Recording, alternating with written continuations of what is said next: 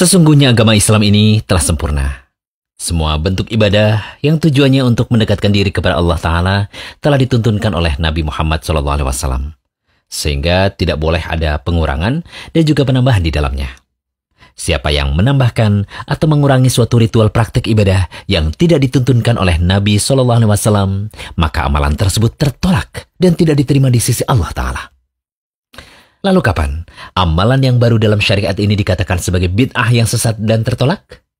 Apakah setiap orang yang melakukan sesuatu yang baru langsung dihukumi melakukan kebid'ahan?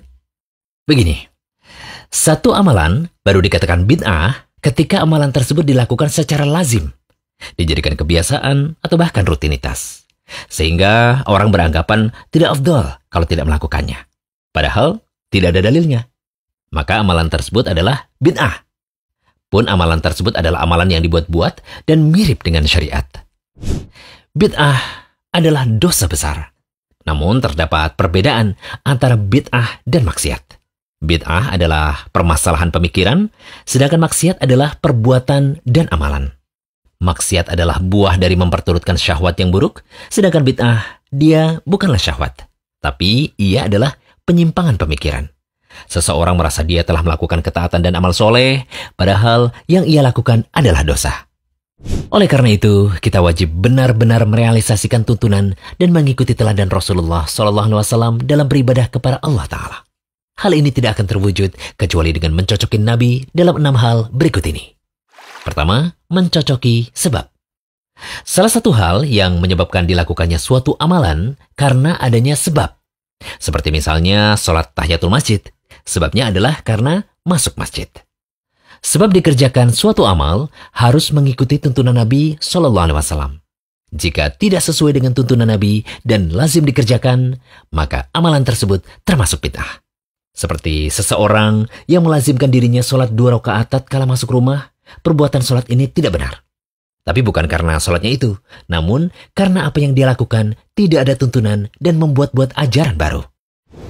Kaidah yang perlu diperhatikan dalam hal ini adalah sesuatu yang sebabnya ada di masa Nabi SAW, padahal bisa saja dilakukan dan tidak ada penghalang, tetapi ditinggalkan oleh Nabi SAW dan beliau tidak melakukannya, maka meninggalkan seperti ini menjadi sunnah atau ajaran Nabi.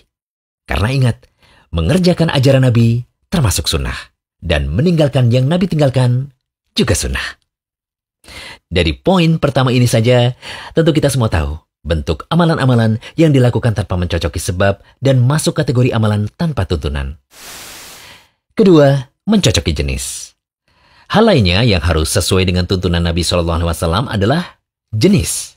Misalnya dalam ibadah kurban. Jenis hewan yang menjadi kurban sudah ditentukan, yaitu unta, sapi, dan kambing atau domba. Kalau ada seseorang yang berkurban dengan ayam, dengan alasan hanya mampu membeli ayam, atau berkurban dengan kuda, dengan alasan kuda lebih mahal dan lebih utama untuk disedekahkan, perbuatan ini tertolak. Ibadahnya tidak diterima. Karena jenis hewan kurban yang dia berikan tidak dituntunkan oleh Nabi SAW.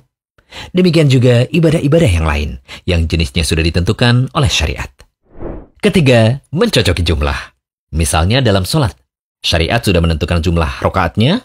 Siapa yang jumlah rokaat di sholat-sholat yang ditentukan jumlahnya, kemudian ia selisihi, maka amalannya menjadi bid'ah. Seperti seseorang yang sholat subuh 3 rokaat. Ia berdalil, semakin banyak sujud, semakin baik. Tentu ini tidak dibenarkan dan tertolak.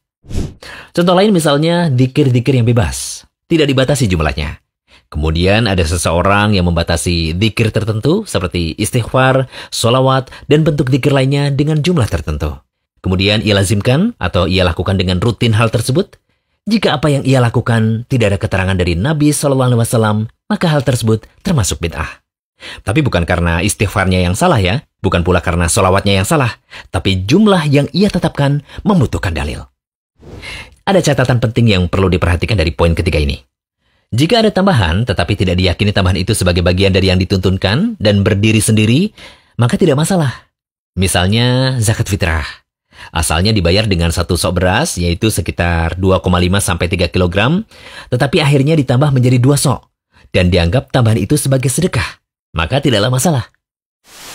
Kemudian yang keempat, mencocoki tata cara. Misalnya dalam tata cara sholat.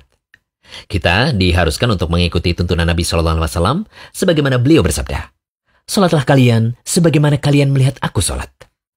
Artinya, sholat memiliki tata cara dan gerakan-gerakan yang dituntunkan oleh Nabi SAW. Hendaknya kita mencontoh Nabi dalam tata cara sholat beliau tersebut, agar semakin terrealisasilah mutaba'ah atau meneladani Nabi. Sehingga apabila ada orang yang mendahulukan sujud daripada ruku, maka sholatnya tidak sah. Hal ini berlaku juga dengan tata cara ibadah lainnya, seperti berwudu, mandi junub, prosesi ibadah haji, atau mengurus jenazah. Kemudian yang kelima, mencocoki tempat. Ada ibadah-ibadah tertentu yang mengkhususkan tempat. Siapa yang menyelisihinya, maka amalannya tertolak. Contoh amalan yang tidak ada tuntunan, yang tidak mencocoki tempat, misalnya tawaf di tempat selain Ka'bah, wukuf selain di Arafah, atau i'tikaf selain di masjid. Poin terakhir adalah mencocoki waktu. Sebagian ibadah memiliki waktu-waktu khusus yang ditetapkan dalam syariat, seperti sholat 5 waktu yang telah memiliki aturan baku, kemudian puasa Ramadan atau haji ke Baitullah Al-Haram. Ketika seseorang mengamalkan suatu ibadah dan mengkhususkan waktu tertentu dalam mengamalkannya, maka ia harus mengikuti dalil yang melandasi perbuatan tersebut. Kalau tidak dan hanya ia buat-buat saja, maka amalan tersebut tertolak. Misalnya seseorang yang menyembelih kurban sebelum sholat Idul Adha, maka sembelihannya tidak bernilai sembelihan kurban. Mudah-mudahan pembahasan ini bisa menjadikan kaum muslimin lebih berhati-hati dalam melakukan suatu ritual ibadah dan menjadi pelecut semangat untuk terus menuntut ilmu guna memperbaiki ibadahnya yang bisa jadi masih terdapat kesalahan dan belum mencocoki contoh dari Nabi SAW. Segala puji bagi Allah yang dengan nikmatnya segala amalan menjadi sempurna. Jangan lupa kunjungi rumaiso.com, update setiap hari, insya Allah.